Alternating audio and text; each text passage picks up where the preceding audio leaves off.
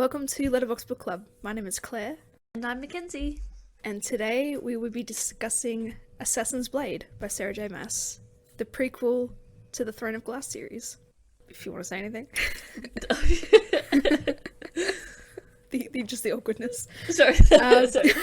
It is a book. It is a book. The twist of a knife, the birth of a legend. Selena Sardothian owes her reputation to Arabin Hamel. He gave her a home at the Assassin's Guild and taught her the skills she needed to survive.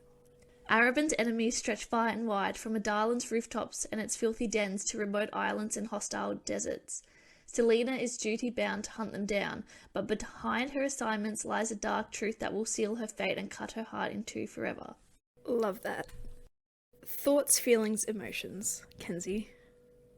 It's a good book. One day I just need to be like, it's a shit book. No, it's a good book. It's broken up into parts, so it's easy to read. It broke my heart. Of course. It broke my heart. We've been new. Yeah, there were some stories in there too, in particular, that I was like, I don't like these. These are kind of boring. But then I understand how they played a part, like, in the greater scheme of things, so... For sure. Same. I felt kind of that way. I love that it's broken down yet again into parts as well, and it really highlights those moments that Aelin looks back on through the other books. I know it's about Selena in this, but like Aelin, they all come for her at the end. And also, like, it's only a couple of years, or it's only like a year before the events of Throne of Glass, because it's just before she's thrown into Endovia, so it's hard to, like, be like, wow, she actually has this big, huge backstory, like... Yeah. I see a lot of posts online in regards to Sam, we all know, like, he's her lover and she loves him very dearly. But when I was reading this book, starting out, there wasn't a lot of Sam-Selena love content. And I was very surprised, because I got to the fourth part and I'm like, where's the relationship? Came really fast and really hard. It almost undermines how much she loves him throughout the entire series. Yeah. And how she reminisces about him. But yeah, again, I suppose it's meant to be a little prequel. I guess, again, it's that, like, trope of, like, he fell first, but she fell harder, or whatever. Yeah. Yeah. And then I think as well, because it wasn't just about, like, I feel like it wasn't just romantic love. It was, like, together they had their freedom. Yeah, for sure. Yeah, absolutely. So it was much more intense. Yeah. Yeah, the book really highlights how, creepy and awful Arabin truly is. Mm-hmm. But of course we'll get to all the nitty-gritty of that as we move on. But I'm also quite sad because I think I don't know if Sarah J. Maas has any other books other than the series that we've read, but, like, as far as I'm aware, this is the last Sarah J. Maas book we'll read for a while. And I'm like, I'm low-key upset about that. Because, yeah, we've just read and recorded Crescent City. Mm-hmm. And, like, this is it. We're done until the next book comes out. Like, which isn't till, like, 2023. Exactly. You know what? This is why we haven't read Tower of Dawn yet. If we need to kind of re-immerse ourselves, we have a little nibble, read a couple of pages, even though it's not about Selena and all that. But, like, it'd still be there. Tower of Dawn can be that little invisible string that we can hold on to until the next books come around, I still don't think I could ever bring myself to read Tower of Dawn. I know, but, like, in my heart, we have finished the series. But, of course, logistically, we have not. But, again, the pull is there, if no need one be. Can make me. Gun to your head. Yeah, gun to my head. Kill me. Bye-bye. Tell my family I love them. Yeah.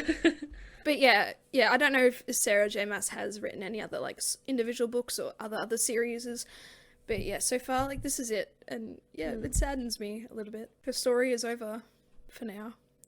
Alrighty, we'll kick on. Part 1 of the book, The Assassin and the Pirate Lord. I think this was one of my favourite ones because I got to see the big picture of her and Rolf. Yes. And then, because, it alludes to it in the main... Like, it alludes to many things in this, but, like, that was a big one. I was like, this feels like a very big kind of story from her past. And I love that it showed, like, how much she, like, cared for the slaves, and she, like, was like, we don't deal in bodies, like... Yeah, for sure. Yeah. Because it pretty much expands on what they were bantering and talking about in Empire of Storms. Because, like, you hear, Rolf complaining, oh, you're arrogant, and, you ruined the slave trade and all that type of stuff. You freed these slaves, stole my ships, destroyed everything, blah, blah, blah.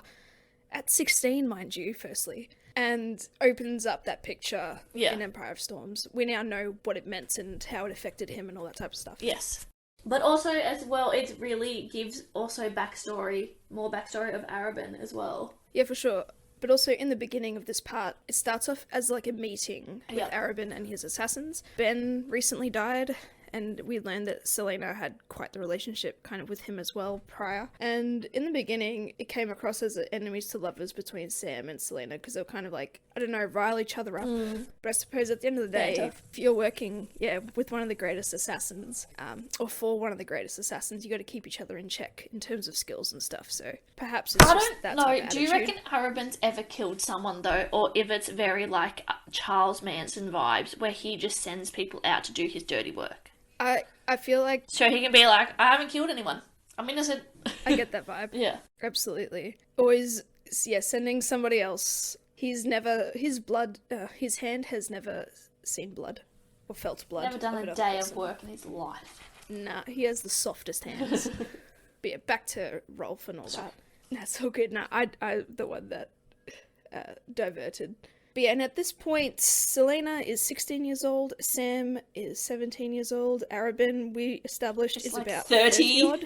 Fucking old as. And he's in Jesus. love with Selena. Gross. Yuck. And yeah, this also kind of highlights that's how creepy and grooming Yeah. he is, Again, especially like, in Queen of Shadows. yeah. Again, I don't know why we need to be bringing these sorts of this Dynamics. and this when you're telling a story, oh my god, narrative. Why we have to bring this narrative into this story? Like, he doesn't have to be a groomer vibe. He can just generally be a creepy guy. And like, wouldn't it have been great if like he was 18 or whatever and like freshly like inherited like the keep or whatever? That'd be Like, he can still be a complete evil person without having to do... without being a groomer. Because, then once it's established, sorry, skipping ahead as well, when he buys Lysandra, it's like, okay, well, he's essentially raping her every night. Yeah. Like, Yeah, I get that. not yeah. only rape, but also statutory rape as well, because of the age. Like, Yeah. he's a pedophile. Yeah. But then we got to remember the times that these were written. Like, when was this? Like, 2015? Claire, that's like 2 16, years ago. 17? That was last week. Not anymore. Yes. Not anymore. Wait, go on. You have the book. What year was it released? True. You have the evidence. And because this came, like, after the other ones, so 2014. We graduated in graduated. 2014. Oh. So you got to think of the time. You got to think of the times. No, I think... actually, wait.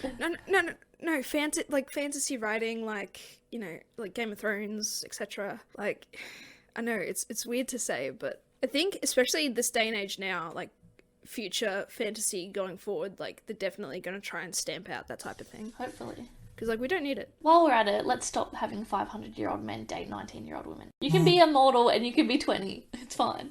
Unless good it's Rune rant, Dannon. good rant. Rune Dannon can come at me all he wants. Come at you or in you. Both. On me. I'm gonna cut that. Around me. I'm gonna cut. I'll leave it.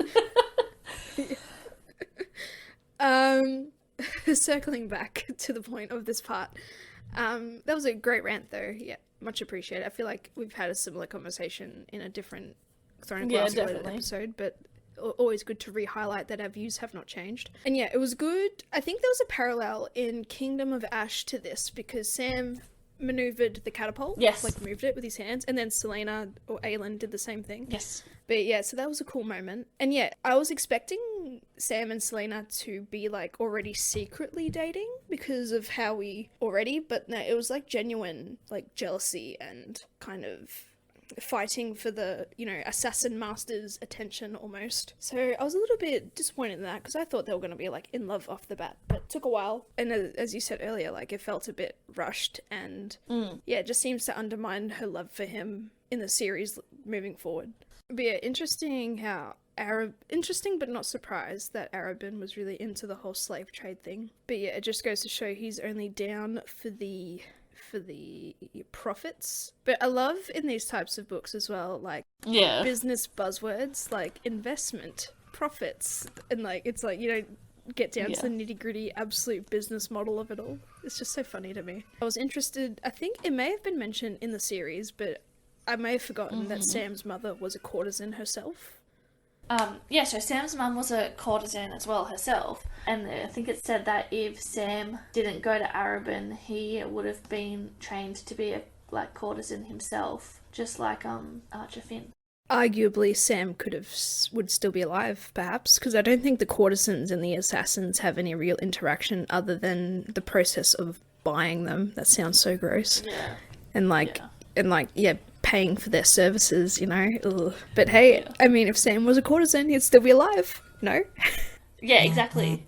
And Selena probably would have freed him anyway. Yeah, probably. Oh, then he still would have ended up dead, probably. I know. Out of jealousy. Yeah, well, yeah. But yeah, alright. I'm kind of done with the assassin and the pirate lord, but yeah, overall, this, paints a better picture for what Rolf and, I guess, Aelin were talking about in Empire of Storms, so it's good to have that context blown up and into greater detail. But I also loved how the plan wasn't perfect. Yeah, well, I don't think she had a plan until she found out. Yeah, for sure. But, like, I love the fuck-ups along the way, because let's remember, she's 16. 16, impulsive, arrogant. Yeah, she's just trying to do the best she can. Exactly, yeah. And Sam's just, like, trying to play it safe, as an assassin, funnily enough. Yeah. But no, lucky he got roped in pretty easily. But yeah, loved it.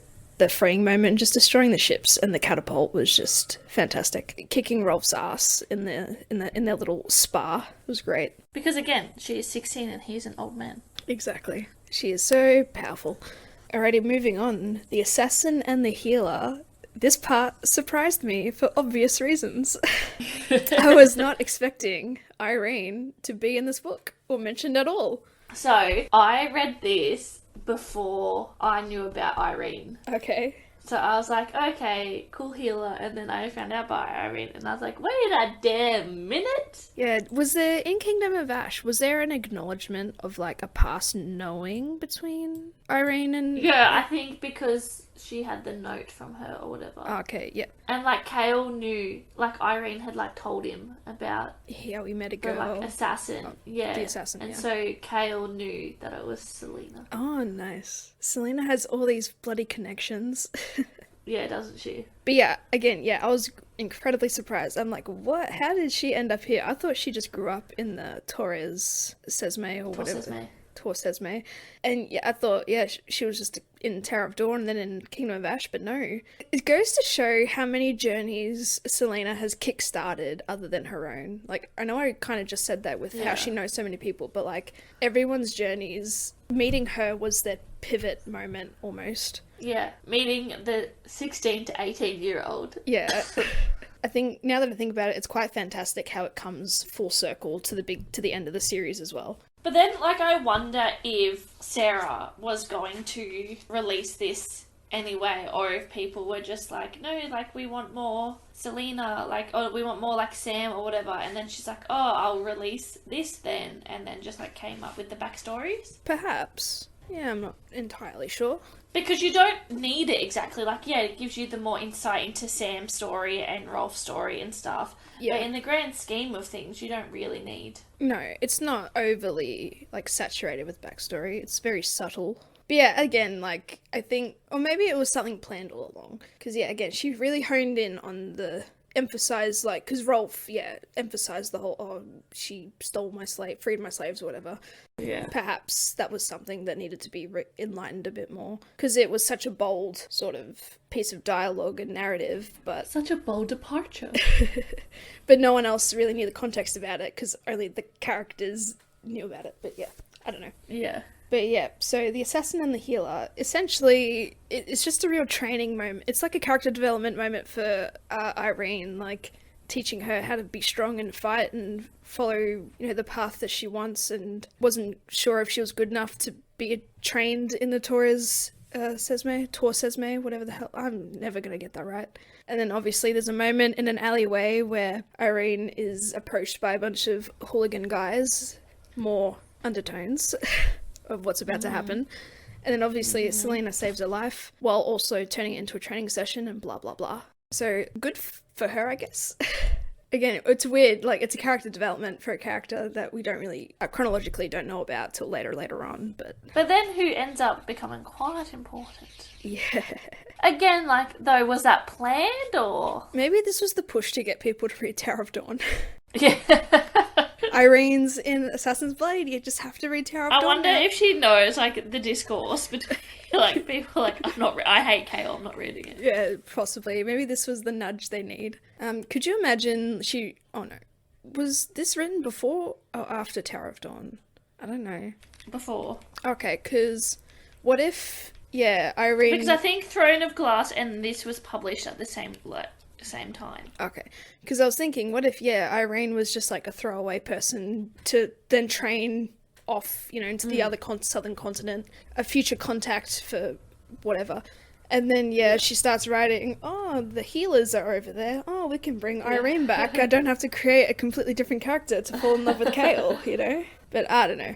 Again, glad it all comes full circle. Still not reading Tower of Dawn, though. Yeah. But other than that part is really not much in terms of Selena's journey. She's on her way to the Red Desert because obviously she fucked up Arobyn's deal, and Arobyn is punishing her. Yes, being sent away. Did it mentioned in this at the start of this part or somewhere in this part about how her and Sam got beat up by Arobyn? Yes, because she's still a bit bruised and everything, and yes. Yeah, it's part of the punishment because they were hurting each other. Like, because, Selena thought they were going to beat up Sam for her. Yeah. So, but no, it was the other way around. And obviously, I suppose during the Rolf thing, Sam kind of probably started to develop feelings then, because he did say to Arobyn as he was beating Selena, I will kill you. Yeah. But I completely forgot about that moment until you brought it up. But yeah, that's a good point. And obviously that moment, there's a lot of reference back to it, especially during the Red Desert stuff about masters abusing their workers, I guess. Acolytes. So not cool. And it just goes to show how Arobyn really doesn't care about Selena at all if he's willing to, beat her up while also professing how much he, loves her, I guess. Loves her. And treats her and just wants her to be the best and all that That's type of stuff. 100% narcissist. For sure, yeah. Gaslight. Yeah, gaslight, no, gatekeep. I'm doing this to help you. Exactly. You did this. You are forcing me to send you to the Red You made me do this. I hate this. This is taking a turn. But I think she's quite still bruised and swollen from that beating, unfortunately, in this. And I think Irene helps her. She helps heals her a little bit, which is very nice of her. And other than that, there's not much about this, to be honest. It's really more of a training Irene. These stories, some of them, 2 of them, I could do without. This moment? Really, yep. It doesn't really propel her forward. If anything, it propels Irene forward a little bit. Yeah. Anyway, I suppose that's all there is for that one. Moving on to the next part, the assassin and the desert. The enigma that is the Red Desert silent assassins. Because we hear they're referenced a lot throughout the series, because obviously Selena would constantly refer to her time back there. And of course, the introduction. And this is about how she had Asturian horse? Yeah, she stole the Asturian horse. Asturian. That sounds familiar. Yeah, it does. Because that story does get brought up. No, the horse. Oh, the Asturian. Yep. I understand now. Claire, just understand the point I'm making. Honestly, I did kind of make that connection, but is it really a connection? Or if is it just a cool name? Gorgeous girls will understand subtly what we're talking about. But and this is also where we learn a bit more about the origins of Ansel of Briarcliff. I love her name. It just sounds so cool and noble. Yeah. But yes, the silent assassins. And how she's a traitor. She is a traitor. Although I was quite disappointed, we never hear Selena actually say, "You owe me a life debt." It was just kind of assumed. Yeah, because when she was riding away, because Selena's like, "I'll give you blah blah blah." Because Selena's like, "I'll shoot my arrow at you, I'll give you 20 minutes. However many 20 minutes." She shot at 21. Yeah, and because what's her face, Ansel. Briarcliff knew that she never misses or whatever, and she's on time, and Selena gave her an extra minute. Yeah. So I think that, yeah, it's just, like, silently assumed. But before she ran away, I was like, you now owe me a life debt, because they say that to each other at some point in, when is it, Empire of Storm? No, Yeah. Kingdom of Ash even. It's like, oh, I think Ansel said, oh, I owe her a life debt, but it's like he never explicitly said those words, so it's where I got a little bit confused. But yeah, the Silent Assassins, Selena is trying to gain the attention of the Mute Master, which is one of the greatest silent assassins. It would have been such an honor to learn from him, and of course she is not getting any attention because she isn't doing anything to warrant proper training. She's not worthy. He is very picky, and we learn that Lord Beric is sending people... I forget the politics of it as I speak. Yeah, I was confused because I was like, so who's betraying who and what's happening? But yeah, Lord Beric sends people to, like, sack the silent assassin place every now and then, and they always have to fight. And it's learned that Ansel is the kind of liaison between the silent assassins and him. Turns out she's been secretly working for them, but we'll get to that later. We learn of a character name. Is it Mikhail or Michael? Mikhail? I say Mikhail. It turns out Mikhail and Ansel are lovers, and we get to see Ilias. Low-key ship Ilias and Selena. Yeah, low-key love interest. It's like the 5th love interest she's ever had. But no, it was cool, it was cute. But it's nice that, you know, he handled the rejection quite well. Yeah. Also, it's quite funny that the Mute Master, like, he just chooses not to talk, and then Ilias just does the same thing. Yeah, he's like, okay. I'll follow my father's footsteps. Ansel takes Selena on a mission, because Ansel is on a liaising mission for Lord Beric, and they stop at some markets, and there's a mention of, like, is it Stygian spiders? The Stygian spiders, yeah. The merchant talking about it, and he sounds like familiar in a way. Like, does he pop up again throughout the main series, or it just seemed like he was familiar? Yeah, it just seemed like it. But then there's a mention that they reside in the Rune Mountains. Familiar, and obviously we know that spider silk is quite rare, and so Ansel's betrayal. Like, again, this is one of those ones in this book that I was like, I don't care. Yeah. I think the merchant at some point says to Selena, an assassin from the north might do it, I forget what the context is, but that seemed to stuck with me. It gives off real fortune teller vibes. Yeah. And of course, during this mission, Ansel encourages Selena to steal an Asterian horse with her.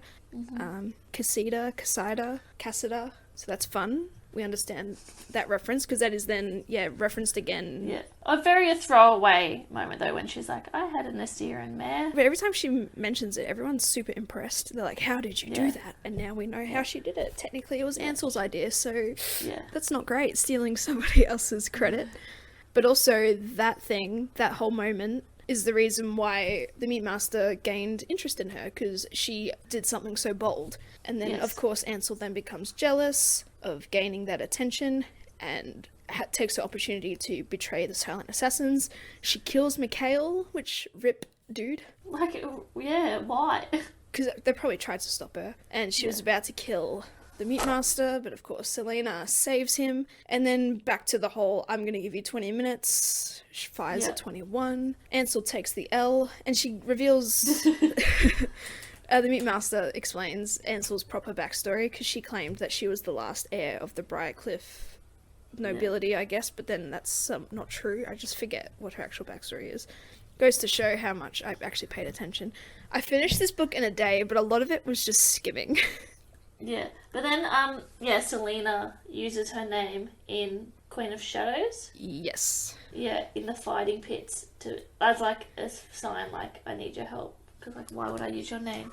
But bold of her to assume that Ansel still isn't holding the grudge, you know? Yeah. What a risk. Yeah.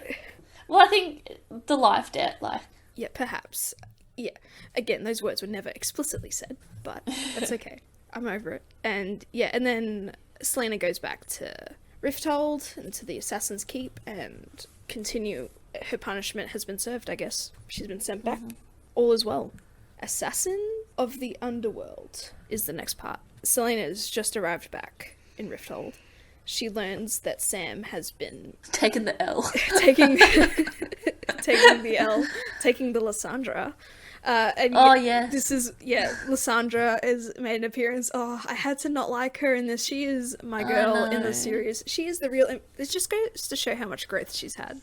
Like, if you haven't loved her, it makes me love her even more almost. Sam's punishment was essentially like doting on her and like taking her to parties and balls and Being ballets. like her handmaid. But also, it's a way to make Selena jealous almost. Yeah. Because we know how much Arabin loves her. There's a mention of Wesley, which is Arabin's bodyguard. We know how he comes into play. Like this, and this whole part makes Crown of Midnight make more sense. And it annoys me. It's like, why couldn't it have been this well explained in actual Crown of Midnight?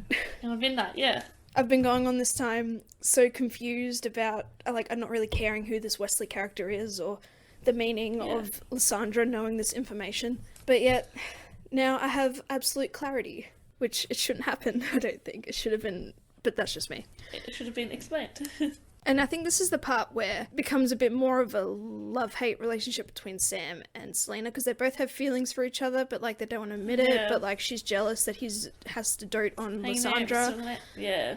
And it's like, oh, they also go to a ballet together, which I think is reminiscent of, because she saw this ballet, I think, at some point, maybe even in the main series, or she would refer back to the ballet that she liked seeing. Yeah, because Arabin used to take her. But yeah, let's talk about Lysandra really quick. Oh, like, yeah, she made me not like her, because she's like pulling, like trying to rile Selena up, and it's quite sad how proud she is of, you know, being a courtesan, even though she's so young. Not that it's not something, not saying that it's not to be proud of, but like, it's a pretty shitty situation in this They were just society. pitted against each other as well, like, her and Selena. Especially for like Arabin's affections as well. Not that Selena really wants Arabin's affections, but no, I think she wanted the validation. Yes, I agree with that. But I don't. Yeah, but she wasn't looking for the affection. No, and obviously, Lysandra used that to rile her up, and she definitely used Sam as a bit of arm candy to rile her up. Also, I think in this part, Arabin buys Lysandra, which is No.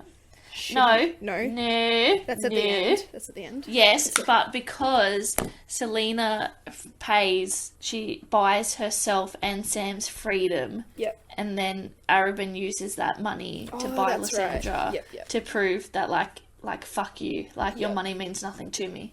Because Selena had saved all of her. So of course, the meat master gave her all the money for saving his life, and she used that to buy her freedom in regards to Arabin, which pretty much kickstarts the final part of the book, which is the assassin and the empire. Have essentially moved out of the assassin's keep and into her apartment. Away from Arabin. Away from Arabin, yes. Upset, because he doesn't like that. Yeah, Selena used all her money, basically, to get them out. So they're kind of looking for, like, contract jobs to get them a bit of cashola. And is it Sam who comes across a contract? Yeah, he does. Again, like, this contract part, I forget what happens, but also at the same time, I think Arabin has, like, suits and stuff for them. Like, they still kind of seemingly work-ish for him. Yeah, I think, like, as, like, independent contractors at this point. Yeah, because I remember I keep seeing the fan art of them in the sewers and them in their black armor and stuff, or their outfits. Yeah. So I think this is something to do with this contract almost, because Selena, for once, almost dies in the sewer, and this is like the moment where they kind of profess their love for each other and they kiss, and it's all fantastic. It's all well and good. Yeah. I think also because Arabin had the suits made, Arabin knew the weak spots in the suits. Yes, of course he would, because he is a slimy dickhead and jealous. Oof. It just makes it a bit more devastating. Thanks, Kenzie. You ruined my day. That was my 13th reason. Yeah. So, there's... Yeah, again, like, I forget the intricacies of it, but there's a contract, and it's, like, to bring down, like, one of the crime lords or whatever in Grifthold. Joan Jace and Rourke Farron. Yeah, so I think like something's so Sam is captured, and nope, This is so wrong. Hang on, no, It's I'm okay. skipping ahead. Sorry. So yes, it's contract, and essentially like Arabin is involved, and basically Sam is tortured and killed. Yeah, rip. We've been new. We've been new, yeah, obviously because we read Throne of Glass, so we know that Sam is dead. But so Sam is tortured and killed. Selena like sees his body and is mourning and blah blah Again, blah. that fan art I keep seeing of like Sam on the table tortured and Selena's just like holding him. It's like, oh, Yeah. it makes me cry every I time. know. So upsetting. It's such a graphic piece of art too, but like it's just so the art quality I mean is good. Not that the fact that he was tortured, but the art quality was fantastic. But yeah, also the reason why they picked up this contract was because, you know, living away from Arabin and he hasn't blessed them to really start off their own Assassin's Keep in fear of a competitiveness about it. Sam had been fighting in the fighting pits, and obviously Selena's like, don't fucking do that. And she was like, yes, ma'am. So I think they got this is a pity contract from like Arabin. Yeah. Like a final contract, I think. And Yeah. the reason, I don't know if it's these two, but it was a whole scheme that was twisted to make it seem like there was another slave trade deal happening Yeah. that Selena and Sam are going to stop. But then, obviously, in the end, it is revealed that it was to establish a slave trade proper. So Selena had been played almost twice because she loses Sam, and also, you know, Arabin has a slave trade now. Yeah. Essentially. And this is how Wesley kind of gets involved, which is a bodyguard Yeah, for Arabin. for Arabin, and obviously once Selena found out that Sam has been captured or even killed, she kills Wesley, and he tried to explain to her. No. See, this is where I got mixed up as well. This is Okay. wrong. Okay. So Sam is tortured and killed. That's over. And then Selena finds out because she's like, I'm gonna go and kill Rockfarren, whoever tortured Sam. Oh, yeah. And she like hears like a rumor of where he is or something like that he's like doing, and she's like, well, I'm gonna go after him. And this is where Wesley tries to warn her, don't go, it's a trap, essentially. And she doesn't believe him. And then that's when she's captured and taken to Endovia. And Wesley, and like we been new, but it's also kind of revealed in this moment that was Arabin's doing. And Yes. like Wesley asks him like, why did you do all this? And he says because he doesn't like to share. Yes, and he hates the fact that Selena chose Sam over Yeah. Arabin. And so again, let's remember, that Selena is 17 and Arabin is at least 35. Is an old dinosaur in Yeah. comparison. Like, I get it, he's probably hot, but she's 17. Yeah, fuck off. And I think she was, when she was trying to kill Rockfarren, like, the whole setup, sneaking into his office or room or whatever, it was just too easy. It was too easy, perfect. yeah. And then Rock even said to her, who did you think set this up, type of thing. Yeah. And I think, she's still in, denial. Like, I don't know when she realised, but, at some point she knew that it was all Arabin. I feel like, early on, she genuinely probably also thought that Sam just fucked up. And that's Yeah. what got him killed. And then how devastating would that be for you? Because she was still in love with him. Like, he's dead. Like, how devastating to be in love with someone, but still, like, angry at them that they fucked up because he's dead. Like, his mistake got him killed and her captured. Yeah. Like, how long would she have been believing that while she's sitting in the salt mines? Yeah, for sure.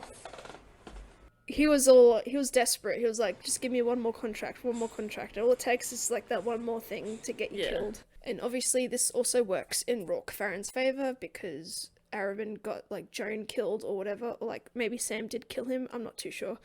I forget about the intricacies as well. Yeah. But then one of the final scenes before it's Selena off to Endovia is Rourke and Arabin talking to each other, and then Arabin pretty much declares giving him the title of the biggest crime lord in Rifthold, which is what he wanted. And then Selena's just off to Endovia. It's just a depressing couple of chapters where she's just, driving on through the oak-walled forest. She sees a white stag though, so Yeah. nice bit of Also symbolism. devastating because it's the white stag of Terracin. yeah. And then, we pick up, in Throne of Glass, and it's a year later? Yeah, I think so. Yeah, it's been a 'cause while. she's 18. Most people don't make it past, 3 months, though? Yeah, but she is built different. Yeah. She truly is. And I was just gonna say, this whole last part, I guess, this makes more sense and answers more questions than what they were trying to talk about in Crown of Midnight. You know, with the whole Rourke Farron thing, like, I had no interest in it, no fucking idea. Yeah. But this kind of clears everything up. It makes Crown of Midnight make more sense and gives me a bit more clarity. But, like, Crown of Midnight should have been able to do that on its own as well. Yeah. And then I think in Crown of Midnight, I think Wesley does get killed then, if I remember. I think, well, yeah, he's off-screen killed previously. I think Arabin kills him because Arabin, like, realizes that he's Wesley against knows. him. Yeah. He knows. He knows. He knows. I know he knows. Which also, because I've been thinking about Crown of Midnight a little bit leading up to this, is Archer Finn had a pretty significant role in Crown of Midnight. Because apparently, allegedly, they, like, you know, grew up together. But, like, yet there was no reference of him at all in this book. Yeah, true. Yeah, because Archer Finn is essentially what Sam would have been. Yeah, he would definitely be Courtesan Sam. Yeah, Courtesan. Yeah, and, yeah, Selena and Archer knew each other from, like, a young age. So. Yeah, so, like, I'm surprised that he just wasn't included in this book. But as you said, like, this was released after Throne of Glass? Like, kind of around the same time-ish. So, yeah, but maybe Archer... But maybe, yeah, Archer wasn't an established character. Perhaps. But, yeah, that just had me thinking about that, to be honest. But, yeah, Endovia. She's been through so much. But as I said earlier, yeah, like, I felt like there would have been a lot more romance in this book instead of, like, again, like, the back half. Yeah, I'd love, yeah, a book or something that's just, like, all the moments of them actually being happy. Like, just soft moments. Like, I don't mind domestic shit or, like, even them doing I other love missions domestic together. romance. I don't necessarily, need, like, smut. Just give me, domestic bliss. Like, small little moments. I wouldn't mind more moments where it was, like in the first part with Captain Rolfe, like, them working together to do something. Yeah. Because it was, like, I know killing Joan and Rourke Farron, it was the same mission, but they had different goals. Like, it would have been nice for them to have more essential teamwork. Yeah. But then again, that's just me. But yeah, again, romance towards the back end, and yet she carries that over throughout the entirety of the Throne of Glass series. Yeah, and again, really, like, I feel like from them, like, living together and, like, admitting their love or whatever, like, they didn't have that long together. And I understand that, like, each love is different and the way you love a person. Like, I can't talk about loving people from my past. But, like, yeah, she carries that with her through everything. It's like that plot device thing where it just leads her forward. She's doing it for Sam. Which happens to a lot of characters throughout this book, it seems. Yeah. A death that just drives them forward. Yeah, Endovia, the salt mines. And then, yeah, I guess that's pretty much it for Assassin's Blade. I'm also, as I said, I probably said this in the beginning, but I'm sad that it's over now because this is the last Sarah J. Maas book that we have read. Yeah. Throne of Glass series, yeah, the whole series, like, meant a lot to me. And these were released throughout our time in, like, high school and stuff almost. So, like, I wish I read it in high school. And I wish I'd known, like, the books that, like, I read in high school were, like, I read Skullduggery Pleasant and, like, John Green books and stuff and, like, Vampire Diaries. Like, I had never heard of Throne of Glass until after I read ACOTAR. Like, I wish I'd known. I feel like Selena really would have, like, carved a lot of my life. Yeah, and I feel like if it was more popular, kind of like Hunger Games, like, we would have a TV show series by now. A lot of ifs. Our what ifs are being haunted by what could have been. But yeah, like, we're also reading, Hunger Games, Divergent, like, all these dystopian... I guess it was really a dystopian I never era read Divergent, back then. but yeah. Yeah, and a John Green era. Yeah. Maze Runner. I think as well, like, it was pretty impressive. This is way off, sorry everyone, about Assassin's Blade, but we are trying to get, like, a little bit more personal in here. Like, it was, like, the era of Tumblr, but, like, there wasn't TikTok, Instagram wasn't really a thing, Twitter was just a photo app. Yeah, Twitter wasn't even really a thing, so it's amazing how, like, we all knew about, like, John Green, we all knew about Divergent, like, the way that, like, book talk, for want of a better word, like, existed on, like, Tumblr book talk, like... Or even by word of mouth, and all that type of stuff. Or YouTube even, because John Green and Hank Green, YouTubers, we're on blah, YouTube. blah, blah. Yeah, look, I don't even remember how I got into, like, John Green. My friend, I had a friend who recommended it to me. And then obviously the movie made it The Fault in Our Stars, you know, upped it up a bit. Yeah. And then that's when you assumed all these books was going to be a movie or a TV show at least. And I think you told me the other day that Looking for Alaska is an actual TV series, and I'm devastated that I've only found out this year. It's on Stan, we should watch it. I've already watched it, but Is it good though? it's really good. Like, it's a pretty reread good... I never know if it's adaptation or adaptation. It's a good adaptation. Yeah, like, I cry every time. In the first 30 seconds, I'm crying. And as we established in another podcast episode, Looking for Alaska holds a very dear place in your heart. Yes. And your life. Yes.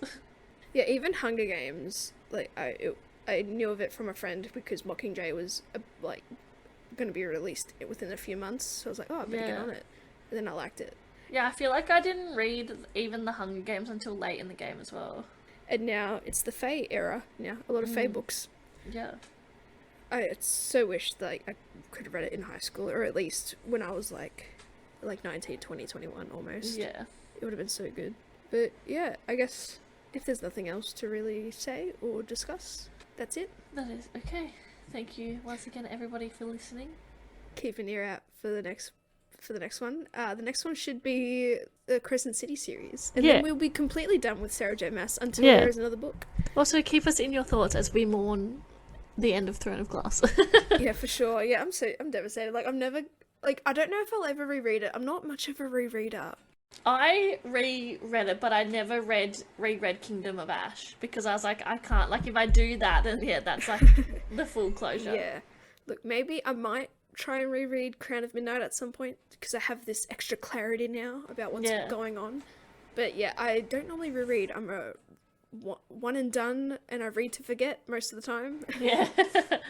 Yeah, thanks for listening. Also, this slight disclaimer, there may be different volume levels because we've had technical difficulties with this episode. Yes. So the way it's edited might be a little bit weird. Sorry, not sorry. But yeah, next couple of weeks will definitely be the Crescent City series by Sarah J. Maas. So join us along with that. There are going to be a bit of big boy episodes because there's just so much to cover. Thanks for listening. Catch you on the flip. Bye.